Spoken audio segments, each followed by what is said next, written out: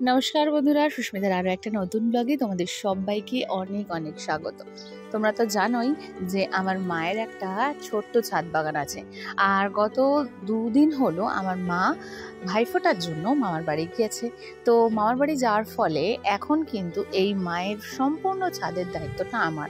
জানো তো বন্ধুরা, আমি যেহেতু একটা সার্ভিস করি আর সেই জন্য আমার যে অক্সিজেন, আমার যে বেঁচে থাকার মানে অর্থাৎ গাছ, এই গাছগুলোকে আমি ভালো করে রক্ষণাবেক্ষণ করতে পারি না।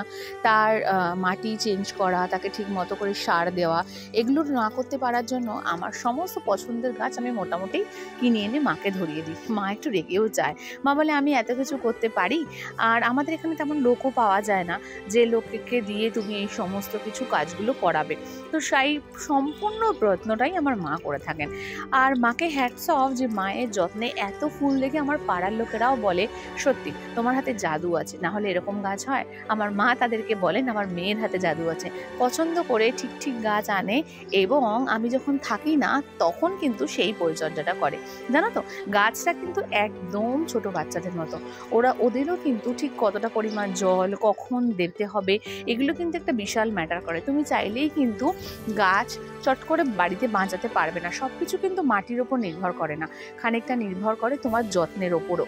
তবে যারা অনেক দিন ধরে গাছ পরিচর্যা করেন তাদের এটা জানা হয়ে গেছে বলে, তাদের এটা সেট হয়ে গেছে বলে তাদের হাতে সাধারণত গাছ বেঁচে যায়। কিন্তু তাদেরকে জিজ্ঞাসা করবে যাদের হাতে গাছ বাঁচে না, অর্থাৎ তারা বাইরে থেকে দোকান থেকে কিনে নিয়ে যান, নার্সারি থেকে কিনে নিয়ে যান, তারপরে গিয়ে দেখা যায় সেই গাছটা আর বাঁচানো গেল না। তাদের মনে খুব আক্ষেপ হয় যে আমি এত যত্ন করলাম বা এত ভালো করে জল দিলাম তাও কেন হলো না। আসলে গাছ মেনটেন করার না কিছু ট্রিক্স আছে, কিছু টিপস আছে, যেগুলো এখন তো ইউটিউবে ভীষণভাবে অ্যাভেলেবেল, যেগুলো তোমরা দেখলে জানতে পারবে। তবে কিছু নর্মাল টিপস তোমাদের সবাইকে আমিও একটু বলি, যেটা আমি নিজে ফলো করি। প্রথম কথা, মাটি ভিজে থাকলে কিন্তু গাছে জল দেওয়া যাবে না। দ্বিতীয় কথা, যখন তুমি একটা গাছকে বাইরে থেকে কিনে নিয়ে আসবে তখন কিন্তু তাকে 2 দিন তোমার বাড়িতে সেই অবস্থাতেই একটা ছাওয়ার, অল্প আলো অল্প ছাওয়া, এরকম একটা জায়গায় কিন্তু তোমাকে রাখতে হবে।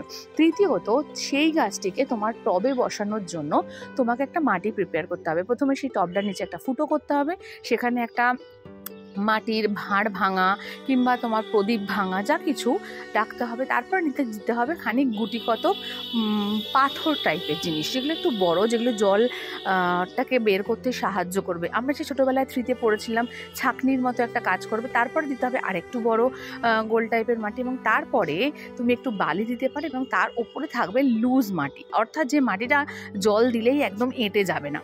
এরপরে এই মাটিটা দেওয়ার পর তুমি কিন্তু টবটাকে অর্ধেকের থেকে একটু বেশি ভরবে। তারপরে গাছটা যে মাটিতে করে এনেছিলে সেই মাটিতেই একদম গাছটাকে কেটে ওখানে বসিয়ে দেবে। অর্থাৎ যদি বস্তার মতো থাকে বা প্যাকেট থাকে তাহলে প্যাকেটটা জাস্ট কাঁচি দিয়ে কেটে গাছটাকে অ্যাজ ইট ইজ বসিয়ে দেবে, মাটিটাকে একটু লুজ করে দেবে। এরপর তুমি তার উপর দিয়ে খানিকটা ঝুড়ো মাটি দিয়ে দেবে অল্প জল, এবং তারপরে আবারও তোমাকে কিন্তু 2 দিনের জন্য ওই আধা আলো আধা ছায়া এরকম জায়গাতে রাখতে হবে। এবং তারপরে তোমাকে মাসে 2বার দিতে হবে হচ্ছে খানিকটা সার, যে সার তুমি বাজারে কিনতে পাওয়া যায় সেরকম কোনো সার, যে কোনো সার অল্প পরিমাণে দিতে হবে। এছাড়াও তুমি কলার খোসা 2 দিন ধরে ভিজিয়ে সেই জলটা ডবল জলের সঙ্গে, অর্থাৎ কলার খোসা ভেজানো জল যদি 1 মগ হয় তাহলে তুমি সেটাতে তুমি 2 মগ জলের মধ্যে সেই মিশিয়ে সেই 3 মগ জলটা তুমি গাছে দিতে পারো। তুমি পেঁয়াজের খোসা ভেজানো জল দিতে পারো, তুমি রসুনের খোসা ভেজানো জল দিতে পারো, তুমি চায়ের পাতা যেটা আমরা খাই সেই চায়ের পাতা যেটা আমাদের ছাঁকনিতে রয়ে যায় সেই চা পাতাকে শুকিয়ে তুমি সেটা দিতে পারো। এগুলো সব কিন্তু গাছেদের জন্য ভীষণ উপকারী। আরও একটা জিনিস, সেটা হচ্ছে ডিমের খোসা। হ্যাঁ, তোমরা ঠিকই শুনছো, আমরা ডিমের মামলেট কিংবা ডিমের তরকারি করার সময় ডিমের যে অংশটা অর্থাৎ খোসাটা ছাড়িয়ে ফেলে দিই, সেই খোসাটাকে শুকিয়ে ভালো করে গুঁড়ো করে মাটির সঙ্গে মিশিয়ে দিলে সেটাও কিন্তু খুব ভালো গাছের সারের মতো কাজ করে। ফলে এটাও কিন্তু খুব ভালো গাছের জন্য। তোমরা এই সমস্ত টিপস ভালো করে ফলো করতে পারো, গাছ লাগাতে পারো। আরও একটা কথা, যে গাছকে কিন্তু সন্তানের মতো কিংবা ছোটদের মতো করে ভালোবাসা দিতে হবে, তবেই কিন্তু তোমার গাছ বাঁচবে। আর এই যে এত ফুল দেখছো, এই সব ফুল কিন্তু আমার মায়ের ভালোবাসার জন্য। আজ আমি ফুলগুলো তুলতে এসেছি আর গাছে জল দিতে এসেছি। ভালো করে গাছগুলোকে জল দেওয়াটা এখন আমার দায়িত্বের মধ্যে পড়ে। এত বড় কাজ যে মা আমাকে সঁপে দিয়ে গেছে। তো তোমরা সবাই জানিও আমার এই ভিডিওটা কেমন লাগলো। ভালো লাগলে অবশ্যই লাইক কমেন্ট শেয়ার করো। আজকের মতো টাটা, ফিরে আসছি নতুন ব্লগে।